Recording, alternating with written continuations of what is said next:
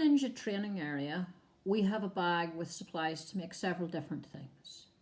So the first thing I'm going to show you uses one of these 2x2 plates with a pin sticking up in the middle. And then it uses a long round cuff, and it uses a black pin, one of these rotor pieces, and 4 of these little 1-stud clip pieces. First, take the long round cuff and stick it onto the pin on the square plate. And then take the black pin and stick it into the top of that. And you'll see this all spins around very freely. And that's the main thing we're looking at. Now you see we're sticking the propeller, the bottom of the propeller, onto the pin. The main thing we're looking for is to make things that spin around. There are a lot of things in Sensei Wu's dojo that spin around. Now, these clips are so that you can attach whatever type of weapons or anything that you would like onto the ends of the propeller to spin around so that your ninja has to avoid them.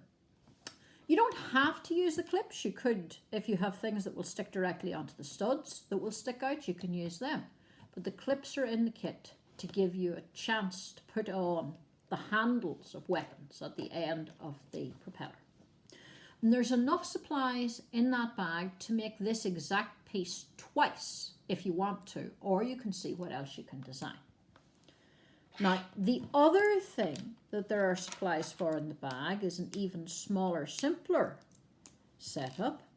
There's a brick with a hole in it, a grey pin, and another one of the rotors. So if you stick the rotor onto the grey pin and then stick the grey pin into the brick with the hole, this gives you a spinny thing that is spinning sideways. There are also 4 flames in the bag, and they stick on very nicely straight into these holes. But again, you could design different ends to your rotors, but I think this works nicely on the sideways spinny thing. And then you would just need to build a wall or a pillar of some sort to hold it up. And see, now we have 2 different spinning things that our ninja has to try and avoid.